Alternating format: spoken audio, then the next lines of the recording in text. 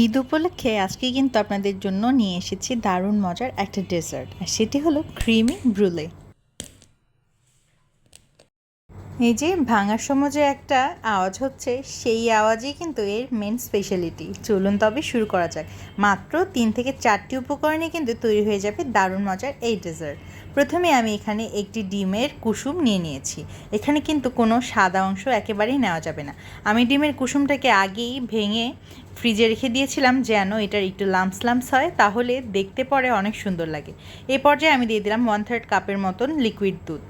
এবারে দিয়ে দিচ্ছি কনডেন্স মিল্ক। এটা আপনারা আপনাদের পছন্দ অনুযায়ী দিবেন। এখানে আমি প্রায় 3 টেবিল চামচ পরিমাণ কনডেন্স মিল্ক ব্যবহার করছি। এই ডেজার্টটা কিন্তু খেতে খুবই মজার, বানানো খুবই সহজ। আজকে দেখলেই আপনারা বুঝতে পারবেন। এই যে লাম্পসটা দেখতে পাচ্ছেন কত সুন্দর হয়েছে, এই কারণেই আমি এটাকে ফ্রিজে রেখে দিয়েছিলাম। এই পর্যায়ে দিয়ে দিলাম অল্প একটি ভ্যানিলা এসেন্স, প্রায় 1 চামচের মতন আমি আজকে ব্যবহার করেছি। খুব সুন্দরভাবে কিন্তু এটাকে ফেটিয়ে নিতে হবে। এবারে এগুলোকে পাত্রে নিয়ে নেওয়ার পালা। আমি এভাবে 2টি পাত্র নিয়ে নিয়েছি এবং এক একে করে আমি 2টা পাত্রকেই এভাবে ফিল করে দিব। এভাবে ছোট ছোট বাটিতেই কিন্তু নর্মালি এই ডেজার্টগুলো সার্ভ করা হয়।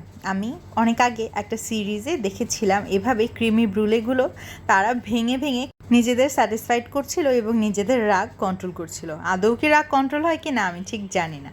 এবারে কিন্তু আমি এগুলোকে ওভেনে দিয়ে দিয়েছি 180 ডিগ্রি সেন্টিগ্রেডে 20 মিনিটের জন্য। প্রথমে আমি এগুলোকে ওভেনে দিয়ে দিয়েছি, তবে আমি যে ওভেনে দিয়েছিলাম তার আগে কিন্তু আমি ট্রেতে অল্প একটু গরম পানিও দিয়ে দিয়েছিলাম। গরম পানিটা দেওয়ার কারণে এর কিন্তু ময়েশ্চারটা খুব ভালো থাকবে এবং পারফেক্টলি কুকড হবে। 20 মিনিট পর আমি এগুলোকে বের করে একটি কাঠির সাহায্যে দেখে নিচ্ছিলাম ভেতরটা কুকড হয়েছে কিনা। একদম পারফেক্টলি কুকড। এবারে পরের স্টেপে চলে গেলাম। একটা পাতিলে 2 টেবিল চামচ পরিমাণ চিনি দিলাম এবং অল্প একটু পানি দিলাম এবং এটাকে কিন্তু ক্যারামেলাইজ করে নিতে হবে। একটু সময় নিয়ে কিন্তু ক্যারামেলটা করে নিতে হবে। এরকম গোল্ডেন ব্রাউন কালার হলেই কিন্তু তৈরি করে রাখা পুডিংটার উপর এভাবে দিয়ে দিতে হবে এবং 10 মিনিটের জন্য এটাকে রেস্টে রেখে দিতে হবে। তাহলেই কিন্তু কাজ শেষ। এবারে স্যাটিসফ্যাকশনের পালা।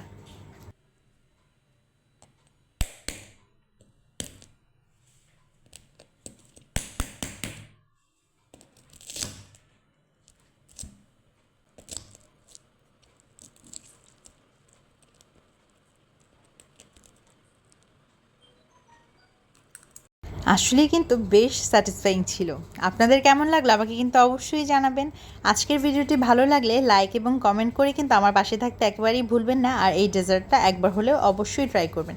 এত মজার একটা ডেজার্ট যদি না বানালেন তাহলে কিন্তু একেবারে মিস। খেতে কিন্তু দারুণ হয়েছিল। তাই ঈদে অবশ্যই একবার হলেও এই ডেজার্টটি কিন্তু বানিয়ে খাবেনই খাবেন। অনেক অনেক ধন্যবাদ আজকের ভিডিওটি দেখার জন্য।